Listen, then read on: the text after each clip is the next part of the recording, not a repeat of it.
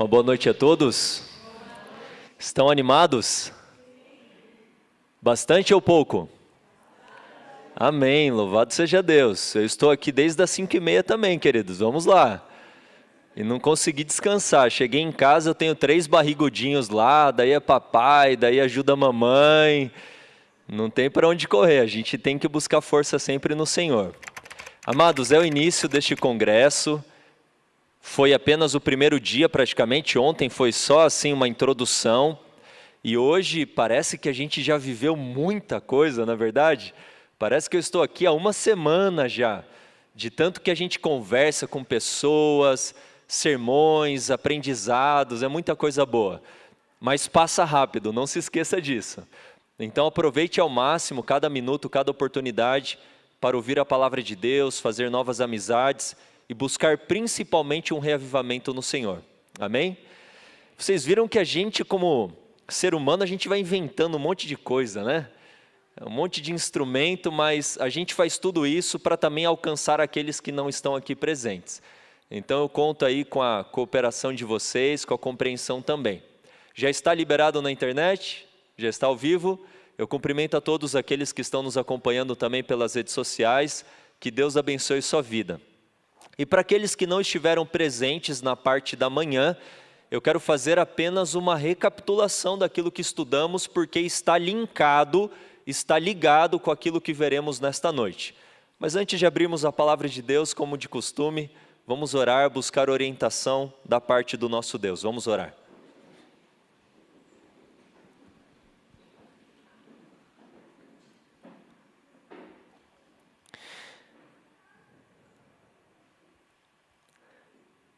Pai querido e Pai amado, nós te agradecemos, Senhor, pelo dia que passamos. Obrigado por mais um dia que se inicia e rogamos a Tua companhia e o derramar do Teu Santo Espírito. Pai querido, em nome de Jesus Cristo, rogamos que o Senhor nos ilumine a mente para compreendermos a Tua palavra e abra os nossos ouvidos para ouvirmos a Tua voz. E que eu seja um mero instrumento em Tuas mãos e que nós todos aqui não permitamos que Satanás roube a palavra do Senhor em nosso coração e em nossa mente, mas que o Senhor a preserve e que a nossa mente esteja plenamente concentrada naquilo que ouviremos nesta noite. Pode ser que o cansaço bata, pode ser que o sono venha, mas rogamos que o Senhor o repreenda em nome de Cristo, para que nós possamos ter plena atenção, discernimento espiritual para aquilo que ouviremos. Eu não me sinto capaz, Senhor, mas eu rogo a Ti a capacitação que vem do alto dos céus. Obrigado por tudo que tens feito, nos dê a Tua paz e companhia, em nome de Jesus. Amém, Senhor. Amém.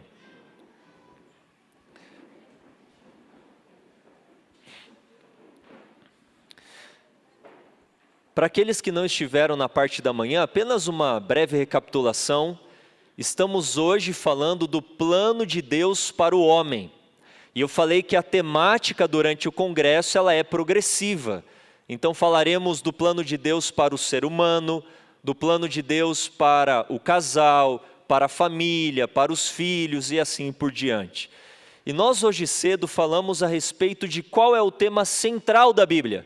Me ajudem, qual é o tema central da Bíblia? O plano da redenção ou o plano da salvação. E o que é o plano da salvação? A restauração da imagem ou do caráter de Deus em nós. Está claro isso? E neste contexto desta citação, Ellen White diz que será e já é a ciência dos anjos, a ciência dos seres que não caíram em pecado, já é a nossa ciência, é aquilo que ocupa a atenção do nosso Senhor e Salvador Jesus Cristo, e será o campo de estudo por toda a eternidade. Amados, é muito profundo.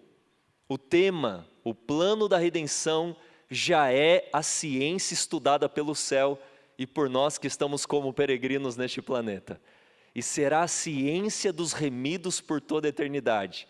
E iremos tirar deste estudo, desta ciência, louvores a Deus, adoração a Deus, prostrarmos diante do Cordeiro. Ficaremos maravilhados ao compreendermos mais e mais por toda a eternidade o amor de Deus por todos nós que não merecemos infinito amor. Nós falamos brevemente também do plano original de Deus para a raça humana. Falamos que fomos criados à imagem e semelhança de Deus, feitos, prestem atenção nessa informação que será importante nesta noite, feitos um pouco menor do que os anjos, fomos coroados de glória e de honra, constituídos sobre as obras de Deus, ou seja, quem é a coroa da criação? Para quem Deus deu a autoridade e o domínio sobre todo o planeta? Para quem? Para o ser humano, para o homem. E nós vimos também que o ideal de Deus era repovoar o céu com os seres humanos, caso eles fossem fiéis no teste da fidelidade. Mas então, nós temos a triste história da entrada do pecado no mundo, e aí nos detivemos neste ponto. Falando da malignidade do pecado, nós pintamos, usando textos bíblicos de Ellen White, pintamos a malignidade do pecado, da corrupção do gênero humano, do quão maligna é a nossa natureza terrena e pecaminosa. E falamos que então o nosso caráter é manchado pelo pecado, o egoísmo substituiu o amor, o orgulho substituiu a humildade. Falamos também da inversão das faculdades. Antes as superiores dominavam as inferiores, agora as inferiores dominam as superiores. Falamos também da inclinação natural para o pecado, de que nós seres humanos temos a tendência de fugir de Deus, temos medo de Deus, temos uma visão distorcida do caráter de Deus. Somos escravos do pecado e mortos em nossos delitos, mortos em nossos pecados. Esta é a condição humana.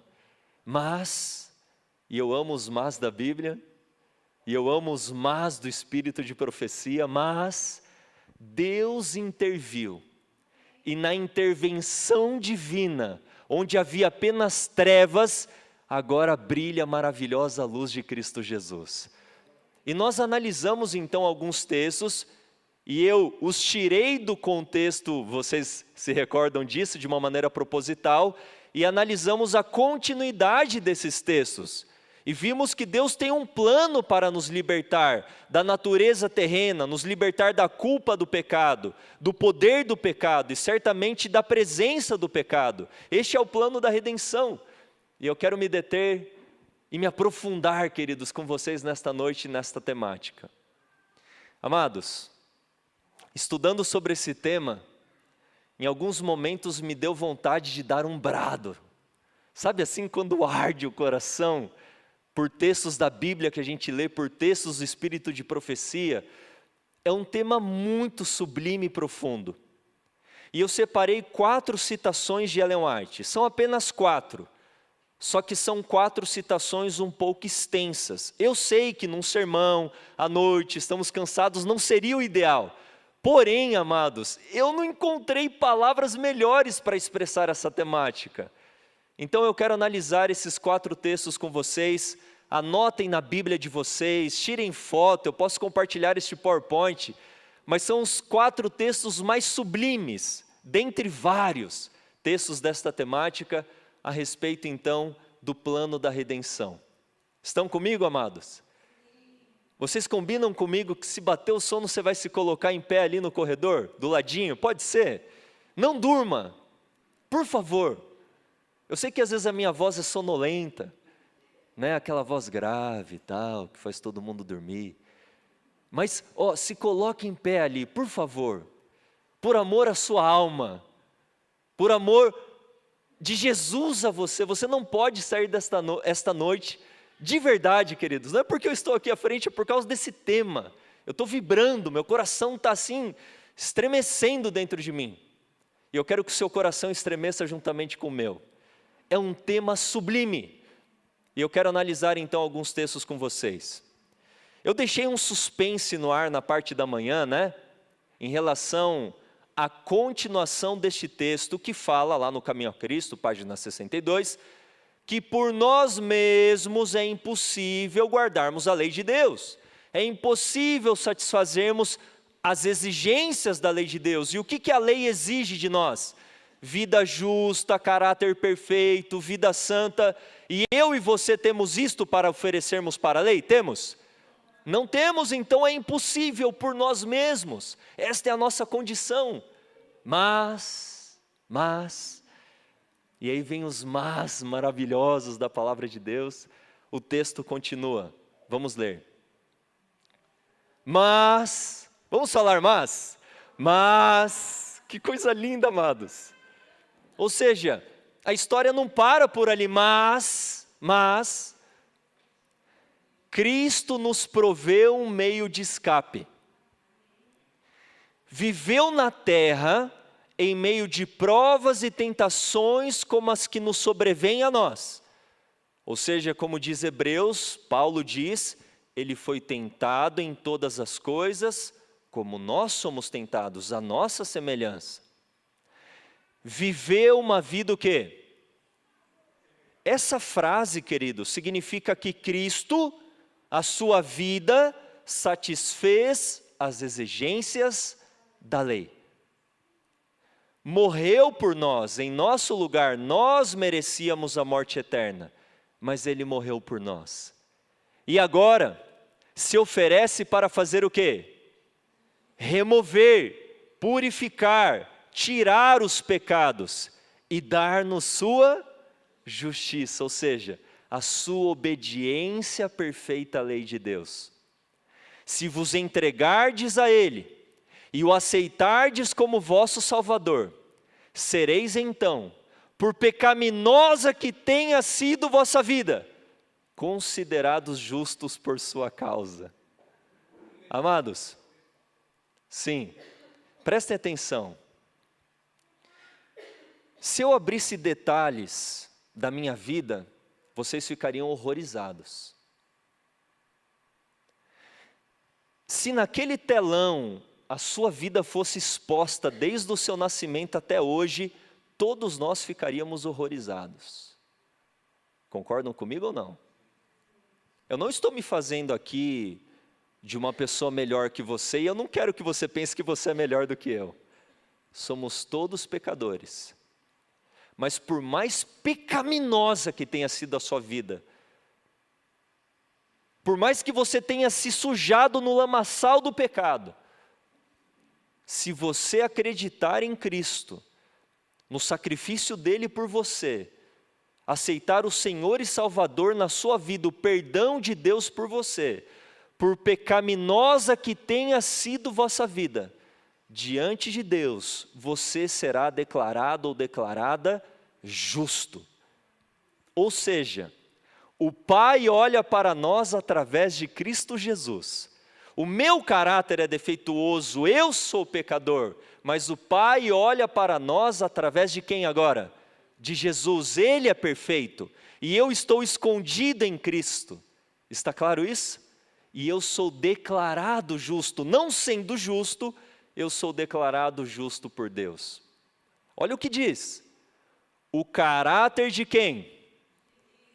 Substituirá o vosso caráter, e sereis aceitos diante de Deus, exatamente como se não houvesseis pecado. Amém? Amém. Justificação pela fé. Mas pastor, calma aí. É só isso? Amados, pensem comigo, reflitam comigo. Se a lei exige caráter perfeito, e o caráter de Cristo que é perfeito substitui o meu caráter, eu em Cristo satisfiz a lei de Deus? Ponto final. Nós temos que aceitar isto, amados. Ponto final. É tudo dele. É tudo para Ele, toda a honra e glória é de Jesus, nada é nosso, nada, zero. Mas, tem um segundo mas agora, mas a obra de Deus não termina aí. Olha só o que diz Ellen White aqui, na continuação do texto. E ainda mais. Vocês conseguem entender esse aí e ainda mais? A justificação pela fé, a justiça de Cristo ser creditada a nós, imputada a nós, é o perdão nos basta, nos é suficiente, mas a obra de Deus não termina aí. E ainda mais, Ele vai fazer mais. Cristo mudará o coração, nele habitará pela fé. Pela fé, prestem atenção agora, pela fé e contínua submissão de vossa escolha, vontade a Cristo, deveis manter essa ligação com Ele. João 15, a ligação dos ramos com a videira. Se me amais, guardareis os meus mandamentos. Vocês nada podem fazer sem mim. E Cristo disse em relação ao Pai: eu não posso fazer nada sem o Pai que vive em mim, que faz as obras. E o que eu tenho que falar em relação a Cristo? Eu não posso fazer nada sem Cristo. Cristo que vive em mim faz estas obras. Eu não posso fazer nada sem Cristo. Cristo quer agora viver em nós. E enquanto isso fizerdes, Ele operará em vós o querer e o efetuar segundo a sua vontade. Podereis então dizer, como Paulo: a vida que agora vivo na carne, vivo-a na fé do Filho de Deus, o qual me amou e se entregou a si mesmo por mim. Gálatas 2:20. Assim, atuando Cristo agora em vós, no coração, na mente, pelo Espírito Santo, manifestareis o quê? O mesmo Espírito, e praticareis as mesmas obras. Obras de quem? De Cristo. Obras de justiça e obediência. A obediência é o fruto da fé genuína em Cristo. Se eu estou ligado com Cristo, se eu recebi o perdão de Cristo, se eu compreendi o amor de Cristo por mim, se eu compreendi a malignidade do pecado, eu vou me submeter a Cristo. E a obra dele será contínua na minha vida. Ou vocês acham que a prostituta, depois de ter ouvido de Cristo: eu tampouco te condeno, vá, e o que, meus irmãos? E ainda mais. Será que ela pensou assim: ele me perdoou, agora que eu vou me prostituir mesmo? Ele me perdoou, Ele me deu uma nova chance, agora que eu vou voltar para a prostituição. O que aquela mulher pensou, amados? Ele me libertou da morte. Eu não merecendo nada, não sendo digna de ser tratada com dignidade. Ele me deu esperança, Ele me deu vida. Eu vou viver por este homem. Eu farei aquilo que Ele mandar. Senhor, eu quero te seguir. O que eu tenho que fazer? O que eu devo comer, ver, ouvir, fazer, andar? Eu quero viver a tua vida. Eu te amo. Se me amais, guardareis os meus mandamentos. Ei, quando você olha para a videira e você vê aquele cacho de uva maravilhoso, você não fala que o cacho de uva é do ramo, você fala que o cacho de uva é da videira, é ou não é? Então as boas obras em nossa vida é a vida de Cristo em nós. Eu quero que vocês mudem uma frase. A partir de hoje, se vocês vencerem uma tentação, vencerem uma tendência herdada ou cultivada para o pecado, se vocês vencerem algum pecado na vida de vocês, jamais digam: eu venci o pecado. Não. Digam assim: Cristo venceu em mim o pecado. Vocês estão entendendo isso? Cristo venceu por nós na cruz, e Cristo vence em nós por viver em nós pelo Espírito Santo. Amados, esta é a mensagem da justiça de Cristo.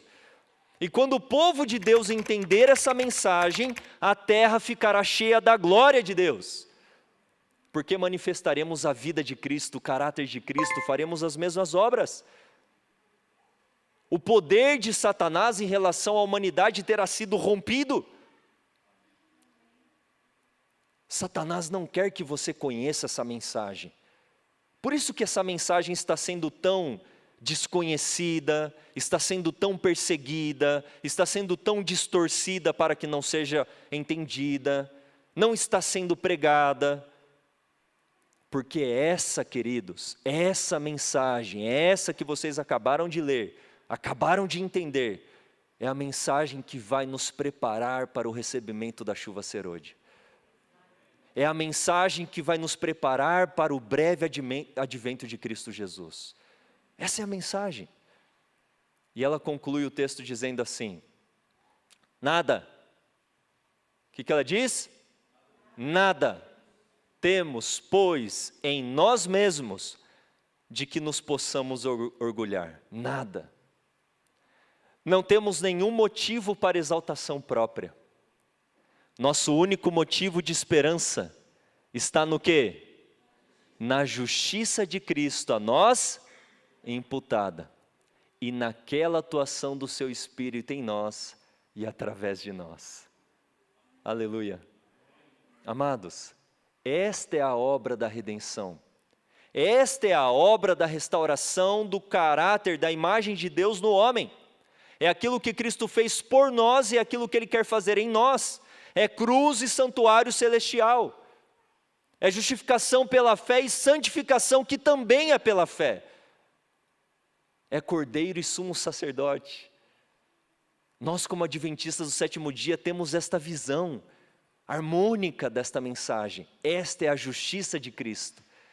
Devemos estudar mais este tema, devemos orar mais, devemos nos aprofundar mais nisto, amados. Porque aí virá o verdadeiro reavivamento, uma ressurreição da vida espiritual. Quantos aqui vieram, não precisam, obviamente, levantar a mão. Deus conhece a sua vida. Quantos aqui vieram se rastejando espiritualmente, desanimados, procurando ouvir a palavra de Deus, buscando um reavivamento para a família? Essa é a mensagem. Leia mais sobre isso, ore mais sobre isso, viva essa mensagem, que não seja apenas uma teoria. Amados, para Cristo viver em nós, nós devemos morrer completamente para o nosso eu. A submissão deve estar completamente submetida à vontade, a escolha completamente submetida à vontade de Deus. Senhor, é A, então é A. É B, então é B. Sem racionalizar a vontade de Deus, sem ficar conjecturando, sem ficar amenizando. Não, isso é só um conselho. Se você está andando na rua, Deus fala para você virar para a direita, você fala, não, é um conselho, eu vou para a esquerda. Faz sentido isso? Nós temos que parar de ficar racionalizando a vontade de Deus. A nossa submissão deve ser total e completa. Olha só o que Jesus diz em João, abra comigo. No Evangelho de João,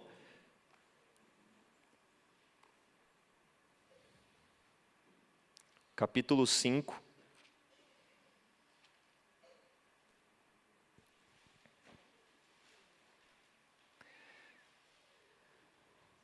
Versículo 30.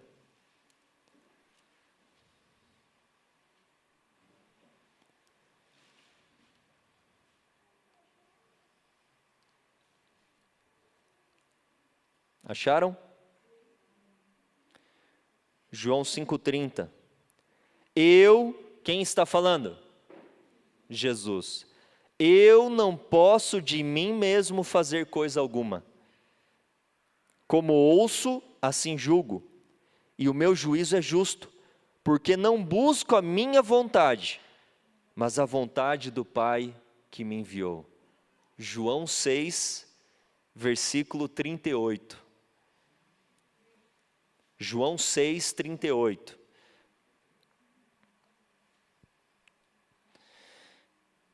Porque eu desci do céu, não para fazer a minha vontade, mas a vontade daquele que me enviou. Qual que deve ser o seu pensamento então? Submissão completa da vontade a Deus. É isto que está faltando para Cristo viver em nós. Nós já aceitamos o sacrifício de Cristo, aceitamos o seu perdão, mas Ele precisa viver em nós. E para Cristo viver em nós, eu preciso morrer para o meu eu. E reconhecer quão maligno é o pecado, odiar o pecado como Deus odeia o pecado. E me aprofundar mais e mais no amor em relação ao meu Salvador. Porque se me amais, guardareis os meus mandamentos. Precisamos amar mais a Jesus. precisamos ter medo de ver Jesus, pelos meus pecados, pelas minhas escolhas pecaminosas, se distanciar, eu me distanciar de Cristo. Vocês estão entendendo isso? Eu devo ter medo de fazer isso. Eu fico lembrando dos 2 endemoniados de Gadara, eram 2. Alguns relatos dizem 1, mas eram 2. Quando eles foram curados completamente, eles falaram o que para Jesus? Jesus, nós queremos segui-lo. Aonde o Senhor for, nós queremos ir. Sabe por que eles fizeram esse pedido? Porque eles tinham medo de serem atormentados novamente por aqueles demônios. Compreendem isso? Porque eles reconheceram que a única segurança deles era ao lado de Jesus. Mas Jesus falou assim para eles: eu quero que vocês estejam comigo. Eu quero que vocês tenham uma experiência muito mais profunda do que se vocês andassem comigo. Vão e falem para os familiares de vocês o que o Senhor tem feito na vida de vocês. Uau! Aí sim eles tiveram uma experiência profunda com Jesus. E aqueles demônios nunca mais voltaram para aqueles homens. E sabe o que aconteceu? Toda Decápolis recebeu a pregação e estava preparada para quando o Senhor mais para frente retornasse, e ali estavam milhares de pessoas esperando ouvirem a palavra de Cristo Jesus. Que coisa maravilhosa, essa deve ser a nossa vida, meus amados. Observem estas 3 imagens que eu mostrarei para vocês. Essa é a nossa condição em pecado, escravo do pecado, inclinação da carne, faculdades inferiores dominando as faculdades superiores, culpa. Enfim, queridos, essa desgraça chamada pecado. Essa segunda imagem se chama falso evangelho. Essa terceira imagem é o verdadeiro evangelho. Eu vou mostrar de novo para vocês. Encontre o erro. Sabe? 7 erros, mas aqui só tem um erro. Pernicioso, destruidor.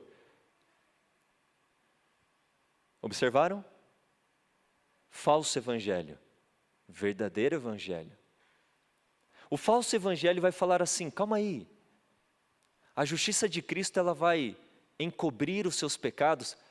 Tudo bem, você tem um pecadinho ali, mas Deus, ele vai te aceitar para o céu. Fica assim, fica tranquilo.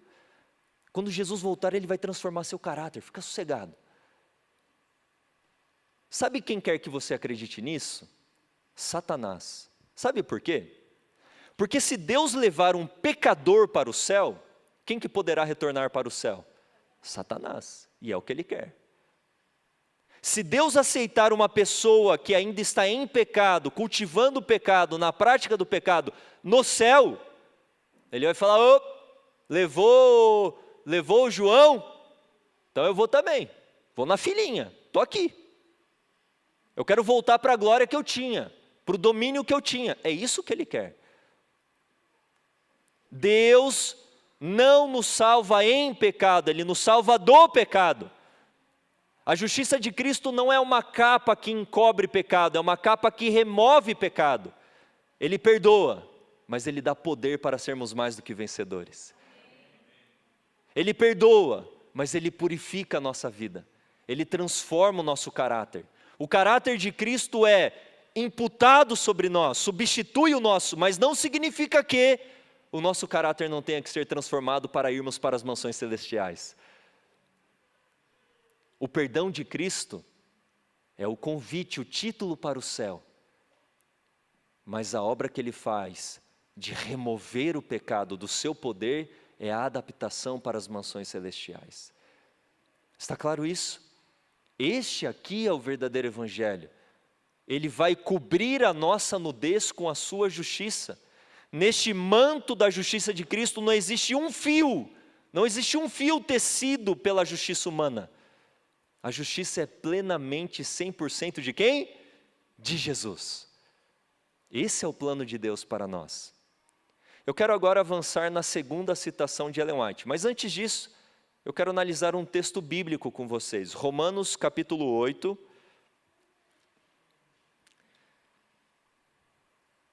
Romanos 8. Talvez esse texto que iremos ler seja até então complicado para alguns, mas vocês verão que depois que vocês ouviram tudo o que eu falei, esse texto ele vai ficar, agora eu estou entendendo esse texto. Olha só, Romanos 8, versos 3 e 4. Leiam comigo, Romanos 8, versos 3 e 4. Vamos ler aos pouquinhos e explicando. Porquanto o que era impossível à lei. O que era impossível à lei? O que era impossível à lei? Sabe o que era impossível à lei? Nos salvar. Eu, na natureza pecaminosa, satisfazer as exigências da lei de Deus. Isso era impossível. Está claro isso? A lei de Deus, meus amados, nunca foi dada por Deus para nos salvar. A lei de Deus, número 1, revela o caráter de Deus e expressa toda a vontade de Deus. Número 2, revela o pecado. Número 3, condena o pecador. Número 4, o conduz a Cristo. Perante a lei, se eu quiser a minha justiça, a lei vai me dar morte. A lei não pode me dar vida. Mas a lei vai falar assim, eu vou te guiar a alguém que pode te dar vida, e este é Jesus. Paulo fala isso claramente em Gálatas 3. A lei nos serviu de tutor, de preceptor, de aio, para nos conduzir a quem? A Cristo, para que de Cristo recebamos justiça. Mas sabe o que Cristo faz então? Depois que a lei te conduz a Cristo, Cristo pega você na mão e fala assim, filho, eu te perdoo, mas vem cá, eu vou te dar poder para que você guarde a minha lei, tá bom? E agora Cristo te conduz para a lei, para que você esteja em plena harmonia com a lei de Deus. Amados, no centro do grande conflito sempre foi a lei de Deus. É impossível, amados, é impossível sermos salvos pela lei, mas é impossível irmos para o céu não estando em harmonia com a lei. Vocês estão entendendo isso? Não somos salvos por guardarmos os mandamentos, mas não seremos salvos sem guardarmos os mandamentos. É aí que muitos erram. Pensam que é complexo, mas uma criança pode entender este tema. Nós como seres humanos, por isso que eu falei no início, a gente vai inventando um monte de coisa. A gente tende a complicar as coisas, é ou não é? O ser humano vai do simples para o complexo. Concordam comigo ou não? Daqui a pouco vai ter uma catraca lá na frente. É assim, o ser humano é assim, a gente vai complicando as coisas. A gente pega um tema tão simples e maravilhoso e vai complicando. Vai nos meios acadêmicos e teológicos, né? Enchendo de termos e classificações e a gente fica assim, mas... não, isso aí só o doutor pode entender. É o que Satanás quer que você pense. Essa verdade é para todos nós. Principalmente para aqueles que são simples, humildes, que querem conhecer a vontade de Deus, vão conhecer, em nome de Jesus. Continua o texto, porquanto que era impossível a lei, visto como estava enferma pela carne, natureza pecaminosa, Deus enviando quem agora? O seu Filho, em semelhança da carne do pecado, pelo pecado condenou o pecado na carne, ou seja, Jesus se tornou semelhante a nós, para que na nossa natureza Ele satisfizesse as leis, as exigências da lei de Deus e pudesse nos dar a sua justiça. Olha o que diz o verso 4. Com qual finalidade?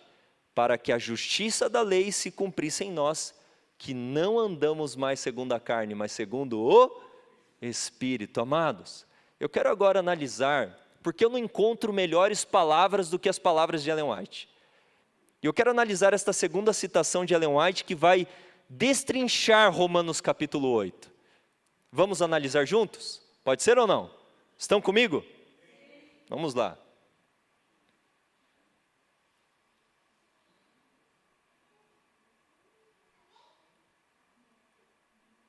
Ok. Segunda citação, olhem só. Satanás, quem?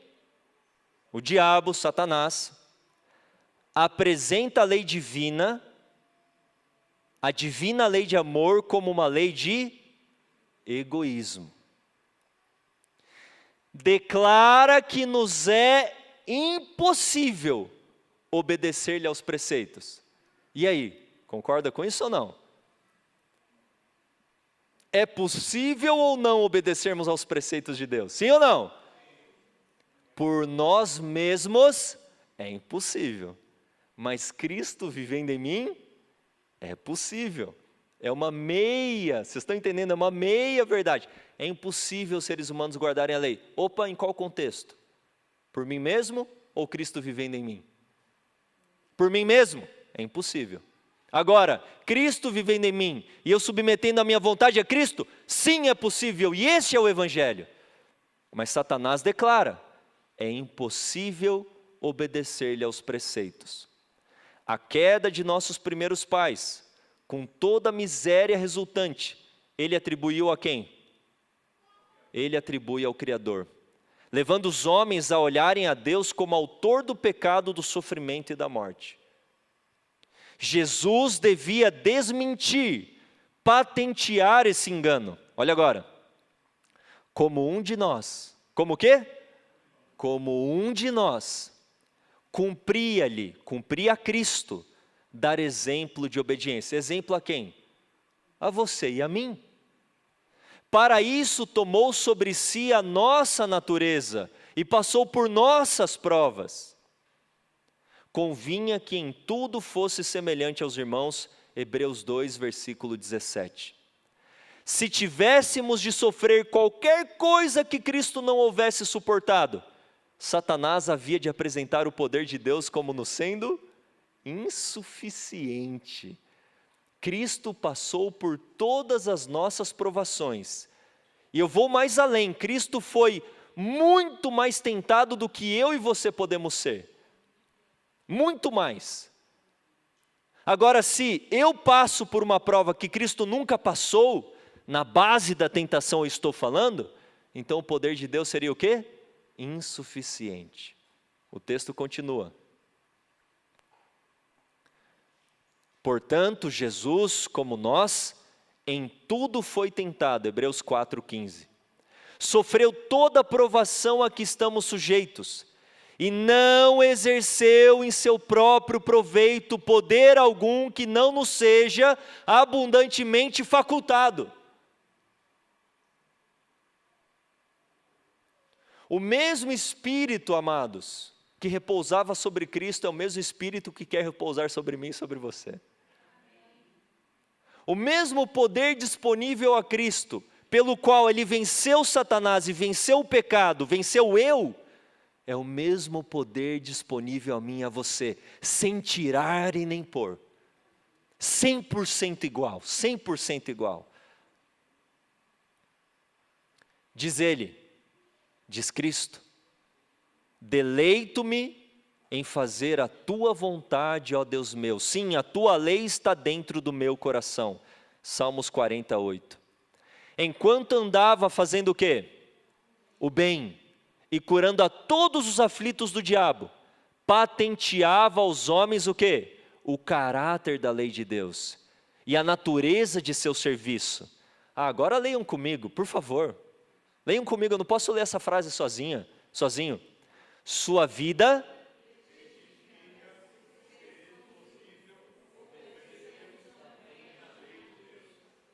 Se alguém pregar um evangelho diferente desse, anátema.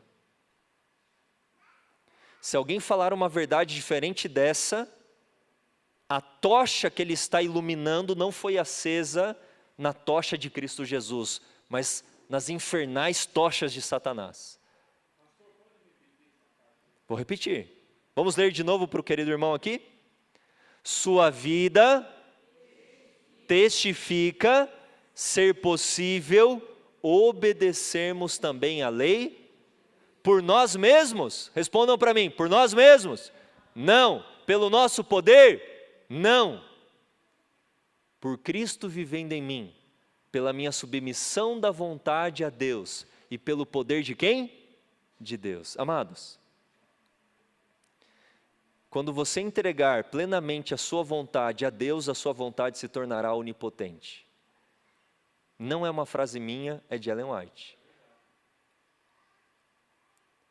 Se a obra de Deus não está avançando em nossa vida, não é por falta de Deus, é por falta da submissão da vontade a Deus. Muitas vezes nós jogamos sobre Deus uma responsabilidade que não é de Deus. Escutem o que eu vou falar. O maior poder do universo é o poder de Deus, mas a maior força do universo é a força da vontade. O poder de Deus deve se unir à força humana, e nesta união está o segredo da vitória.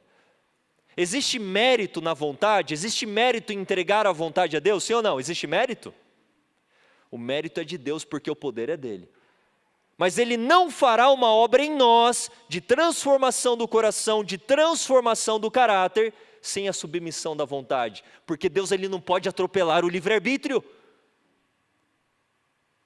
Por isso que o ato de expulsar o pecado do coração é o ato do homem. Em que sentido, pastor? Quando você entregar a sua vontade a Deus, vier a tentação, e tentação é pecado? Sim ou não? Não. Mas quando vier a tentação, e você for à câmara de oração, e falar, Senhor, tira de mim este pensamento pecaminoso. A minha vontade, ó Deus, é fazer a Tua vontade, me dê poder, transforma a minha vida. Amados, se Deus não atender imediatamente esta oração, eu nem sei o que eu faço mais. Eu paro de pregar isso aqui. Pode ser que você leve um tempo naquela prova, mas o tempo da provação não significa que você vai cair em pecado. Está claro isso? Quando a tentação rodear a sua vida como uma ave que voa sobre a sua cabeça, querendo fazer ninho na tua cabeça, aqui não. E você vai orar, e você vai reprimir os pensamentos e os desejos pecaminosos, e vai falar, Cristo, viva em mim. E você vai ocupar a sua mente com louvor, com estudo da palavra, com pregação, em ajudar as pessoas, em visitar as pessoas, em fazer a sua parte como mãe, como pai, como provedor. Ocupar a sua cabeça com o serviço de Deus. Filipenses 4:8 diz o quê? Tudo que é verdadeiro, tudo que é santo, tudo que é puro, nisto pensais. Pensem nas coisas lá do alto, não nas que são aqui terrenas. Muitas vezes os desejos pecaminosos são avolumados em nossa vida, porque a nossa mente está ainda neste mundo. Pensem nas coisas lá do alto, citem as promessas de Deus em voz alta. Coloquem louvores no lar de vocês, meus irmãos. Audiobook de Ellen White, está dirigindo? Não deixa a mente vazia não, meus irmãos. Não seja Davi passeando pelo palácio não, ocioso. Ou fartura de pão, os dois pecados de Sodoma e Gomorra. Ociosidade e fartura de pão. Não permita que estas coisas aconteçam. Não vacile. Você tem que se esforçar, sim ou não? Claro. Mas o seu esforço não é meritório. Ele é parte do processo. Para que os seus músculos espirituais sejam fortalecidos. Para que você aprenda a depender de Deus. Para que a sua fé seja fortalecida. Não vacile. Una a sua escolha ao poder de quem? Ao poder de Deus. Quando você for tentado, repreenda o tentador, repreenda o pensamento, repreenda o desejo pecaminoso. E fale, Cristo vive em mim, e Cristo vai viver em nós. E manteremos esta união, manteremos esta ligação vital. E Cristo vivendo em mim, a minha vida dará frutos. Novos desejos, novos pensamentos, novas ações. Uma vida de conformidade com a lei de Deus. Jamais alimentarei no meu coração justiça própria. Agora eu estou bonzão, agora eu sou o justo, agora eu sou o santo. Jamais. Porque teremos a compreensão da malignidade do pecado, o quão dependente nós somos de Cristo. Este é o caminhar do cristão, meus amados. E o texto conclui dizendo, olha a profundidade deste parágrafo, amados. Por sua o quê? Humanidade, Cristo se fez carne. Cristo estava em contato com Ele conhece as suas dores, Ele conhece as suas provações, Ele conhece as suas tentações, Ele chorou, Ele sabe o que é ser humano. Nós temos um semelhante a nós. Por sua o que, amados? Divindade, porque Cristo é Deus encarnado. Firma-se no trono de Deus. Como filho do homem, deu-nos um exemplo de obediência. Como filho de Deus, dá-nos poder para obedecer. Uau! Eu vibro com isso, queridos. Aqui está a verdade. Aleluia! Foi Cristo que do monte Horebe falou a Moisés dizendo: eu sou o que sou. Assim dirás aos filhos de Israel: eu sou, me enviou a vós. Quem que era este? Cristo. Era o Filho de Deus. Êxodo 3,14. Foi esse o penhor, a garantia da libertação de Israel. Assim, quando ele veio semelhante aos homens, declarou ser o eu sou. O infante de Belém, o manso e humilde Salvador, é Deus manifesto em carne. 1 Timóteo 3,16. A nós nos diz: eu sou o bom pastor, João 10,11. Eu sou o pão da vida, João 6,51. Eu sou o caminho, a verdade e a vida, João 14,6. É-me dado todo o poder no céu e na terra, Mateus 28, verso 18. Eu sou a certeza da promessa. Sou eu, não temais. Deus conosco é a certeza de nossa libertação do pecado, a segurança de nosso poder para obedecer à lei do céu. Você quer mais do que isso? Nós muitas vezes estamos raquíticos espirituais, ou vamos na onda do assim diz o doutor, assim diz o pastor, ficamos indo como um barquinho numa tempestade, indo para lá e para cá nas crenças e doutrinas, porque nos falta ler, amados. E aqui eu quero falar de 3 livros. Primeiro, Caminho a Cristo. Manual do Adventista não é manual da igreja, não. Manual do Adventista, em primeiro lugar, era a Bíblia, sem dúvidas. Mas em segundo lugar, Caminho a Cristo. Lá está tudo o que precisamos, amados, para não errarmos, para não sermos enganados, para não sermos levados por ventos de doutrina. Segundo livro que eu quero recomendar, O Desejado de Todas as Nações. E terceiro livro, Parábolas de Jesus. E certamente o grande conflito, Patriarcas e Profetas, Profetas e Reis. Mas se lermos esses 3 livros, lermos, relermos, analisarmos o peso das frases. Calma aí, de onde Ellen White tirou essa ideia? Vai investigar na palavra de Deus. Amados, ficaremos assim robustos espirituais. Conheceremos mais e mais o amor do Salvador. E os ventos de doutrina serão ventos batendo na rocha. Não acontecerá nada. Ficaremos inamovíveis, doutrinariamente, na crença, na palavra, no assim diz o Senhor, e não diz assim o doutor. Cristo é a nossa segurança de libertação. Cristo, amados, e apenas Cristo Jesus. Eu quero ler um terceiro texto agora. Se vocês estiverem cansados, eu deixo para outro momento. Pode ler? Amados, eu sou igual Paulo, eu prego até alguém cair e desmaiar, espero que não morra. Como diziam de Paulo, né? Se é um paroleiro, tagarela, né? Temos que aproveitar, amados, os tempos são breves. A gente gasta 3, 4 horas com coisas muitas vezes fúteis. Vamos dedicar tempo no estudo da palavra, tem tanta coisa boa para a gente estudar. Um terceiro texto, e esse aqui é sublime, e vai responder muitos questionamentos nossos, em relação à condição humana. Esse texto, DTN, desejado de todas as nações. Aquela outra citação que eu li para vocês,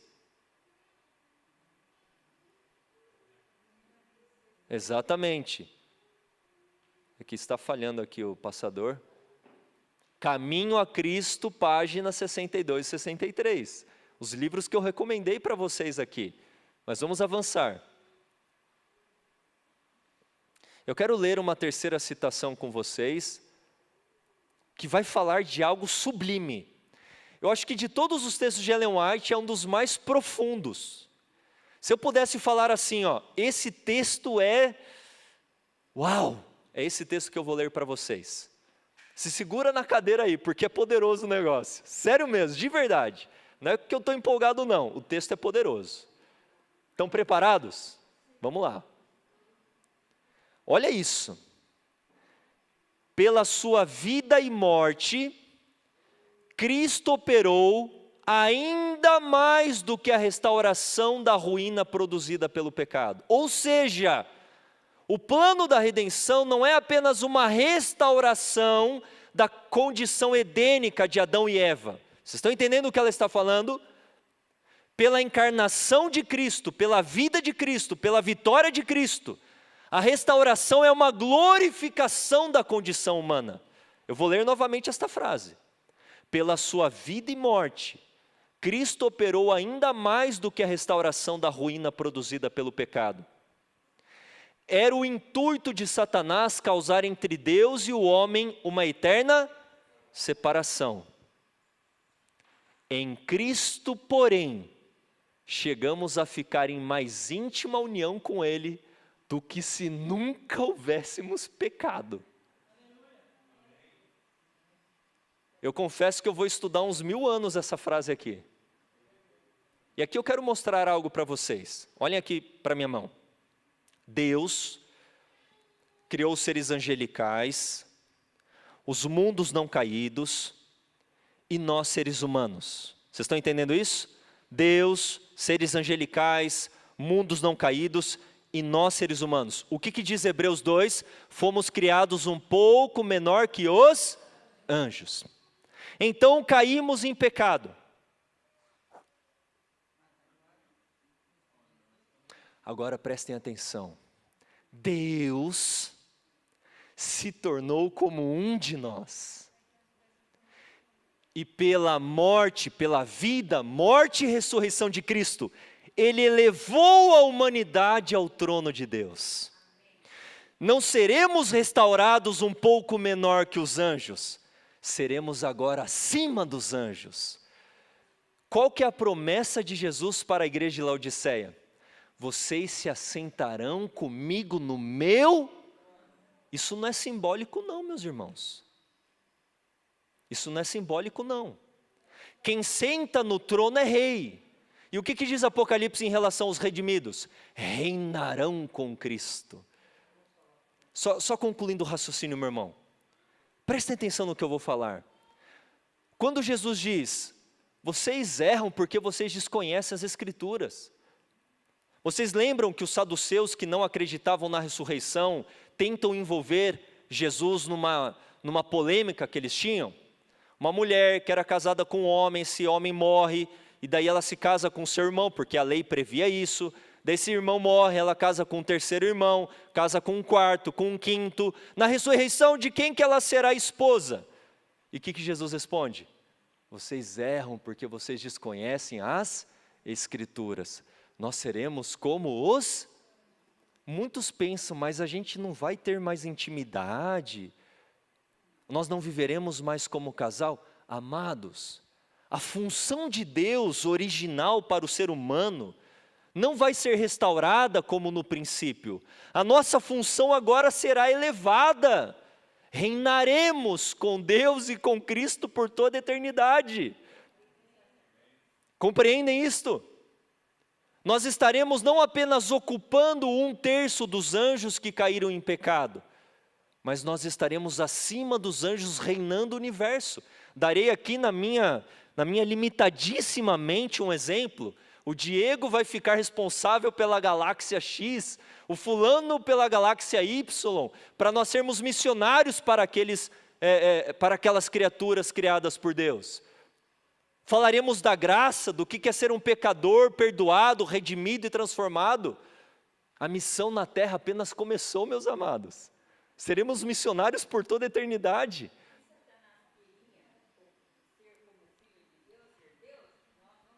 Exatamente, minha irmã, é isso mesmo.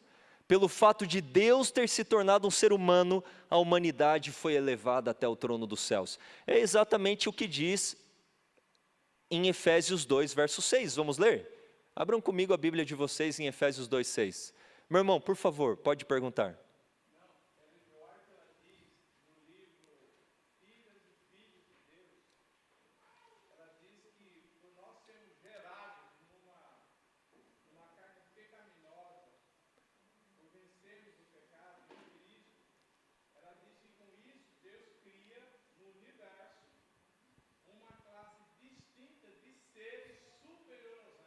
Exatamente, é esse o raciocínio mesmo. Obrigado pela contribuição. Efésios 2, 6, o que que diz? Acharam o texto? Diz assim, ó. E nos ressuscitou juntamente com quem? Com Ele, com Cristo. E nos fez assentar nos lugares celestiais em Cristo Jesus. Ei, vamos continuar lendo o texto ali. Eu não quero falar nas minhas palavras, que seja na palavra de Deus. Olha só o que diz o texto aqui, ó. Ao tomar a nossa natureza, o Salvador ligou-se à humanidade por um laço que jamais se partirá. Ele nos estará ligado por toda a eternidade. Não foi apenas num contexto de encarnação que ele se tornou ser humano. Ele se tornou ser humano por toda a eternidade. Deus amou o mundo de tal maneira que deu seu Filho unigênito, João 3,16. Não o deu somente para levar os nossos pecados e morrer em sacrifício por nós. Deu a raça caída, para nos assegurar seu imutável conselho de paz. Deus deu seu Filho unigênito, a fim de que se tornasse membro da família humana, retendo para sempre sua natureza humana. Esse é o penhor, é a garantia de que Deus cumprirá a sua palavra. Eu fiquei tão estremecido com essa declaração, porque imaginem só Deus fazendo uma promessa, e agora Ele nos dando uma nota promissória, um penhor, uma garantia. E Ele fala assim, eu darei uma garantia de que eu vou cumprir a minha palavra. E esta garantia é, eu vou enviar o meu filho que vai se tornar ser humano por toda a eternidade. Que é isso, amados? É muito amor. Que entrega é essa? Que garantia é essa? Que penhor é esse? É um sacrifício sublime. Nós não temos noção de quem Deus é, do que Cristo deixou nas mansões celestiais e veio a este mundo de 4.000 anos de pecado. Nós não temos noção do que é isso.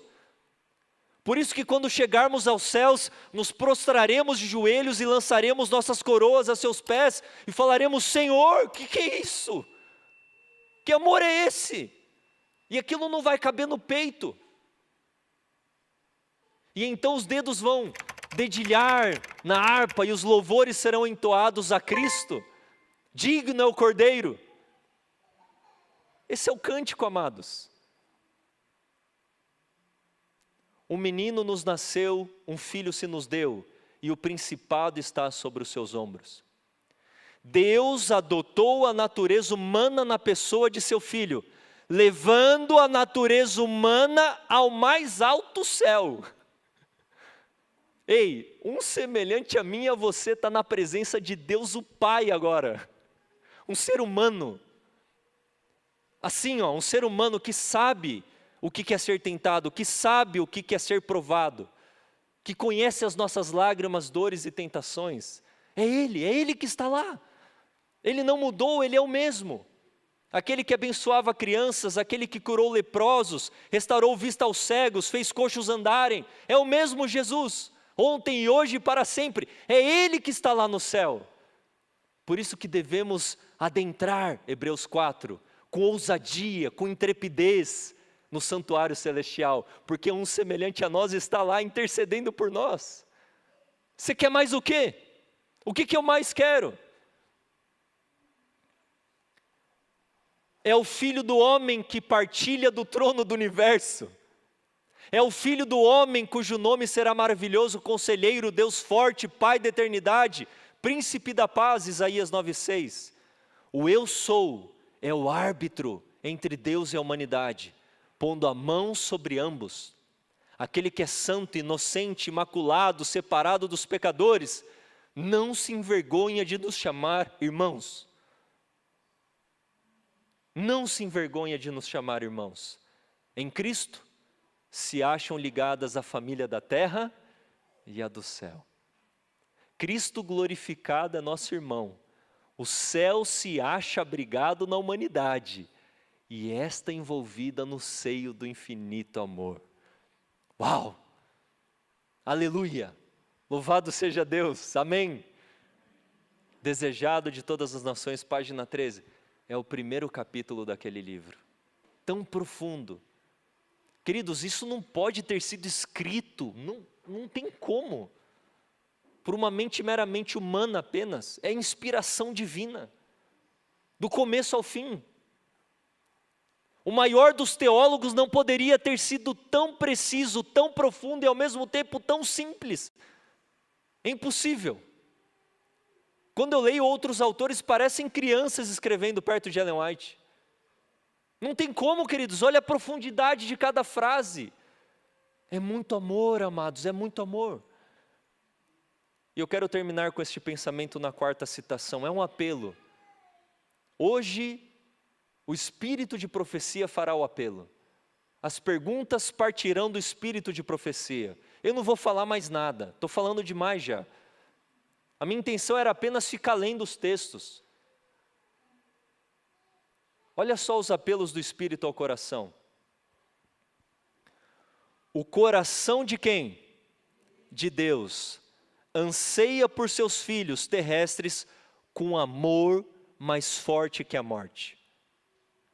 Entregando o seu Filho, nesse único dom, derramou sobre nós todo o céu. O Pai entregou tudo, Ele derramou o céu sobre nós. A vida, morte e intercessão do Salvador, o ministério dos anjos, o pleitear do Espírito, o Pai operando acima de tudo e por tudo, o interesse incessante dos seres celestiais, tudo se empenha em favor da redenção do homem. Oh, consideremos o maravilhoso sacrifício que foi feito por nós. Procuremos avaliar o esforço e energia que o céu dedica para reivindicar os perdidos e reconduzi-los ao lar paterno. Motivos mais fortes e instrumentos mais poderosos não poderiam jamais ser postos em operação. As excelentes recompensas de fazer o bem, a alegria do céu, a sociedade dos anjos, a comunhão e o amor de Deus e seu Filho, o enobrecimento e dilatação de todas as nossas faculdades através dos séculos da eternidade. Acaso não são estes poderosos incentivos e encorajamentos para nos impelir a consagrar ao nosso Criador e Redentor os mais amantes serviços do coração? Responda você nesta noite. Será que esses não são motivos suficientes para entregarmos tudo a Deus? Sem reservas, porque Ele entregou tudo a nós sem reservas?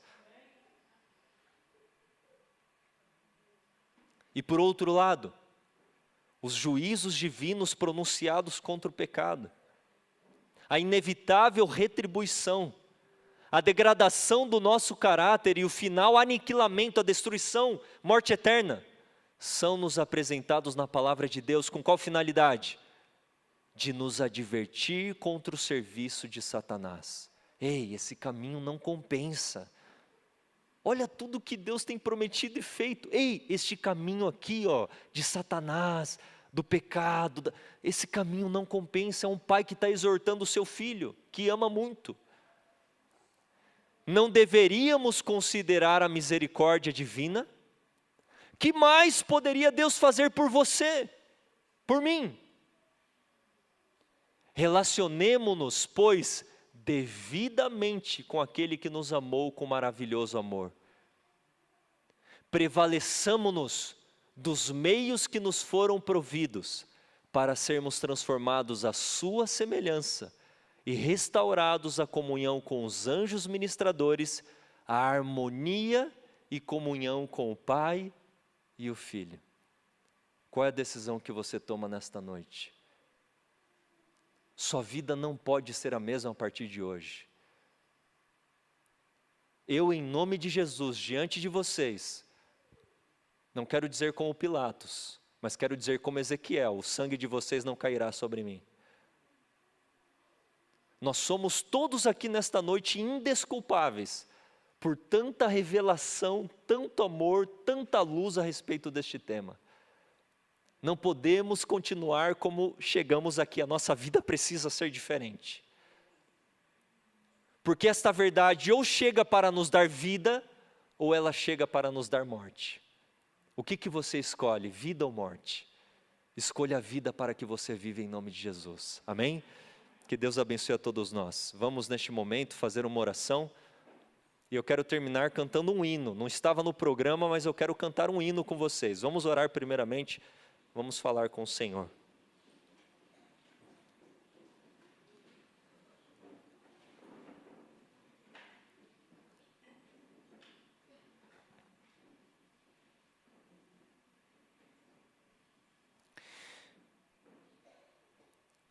Santo Deus e amado Pai, nos faltam palavras humanas para expressarmos nossa gratidão, para expressarmos o quão gratos somos por tanta luz, por tanto amor, por tanta revelação em nossa vida. Nós não somos melhores do que aqueles que estão nas trevas, daqueles que neste momento estão se embriagando, estão se sujando no lamaçal do pecado, não somos melhores do que eles. Pelo contrário, Senhor, nós somos devedores ao Senhor e rogamos que nos capacite, transformando a nossa vida, nos dando perdão e poder para levarmos este evangelho maravilhoso de Cristo Jesus às pessoas ao nosso redor. Abençoe a cada vida, cada decisão tomada nesta noite. Que todos aqui presentes tenham escolhido a vida, a renúncia do eu, Cristo vivendo em nós. Não podemos viver do jeito que vivíamos até hoje. Precisamos buscar mais e mais o Senhor. Pai Celestial, nos prepare para o recebimento da chuva serôdia, para darmos alto clamor, para que este mundo de pecado chegue ao seu fim. Ó Pai Celestial, reaviva, reforma o teu povo e nos transforme à semelhança de Cristo Jesus. Obrigado, ó Pai, por tudo que tens feito por nós e que este congresso seja uma bênção na vida de todos nós. É o que nós pedimos e oramos a Ti, Senhor, humildemente, em nome de Jesus. Amém.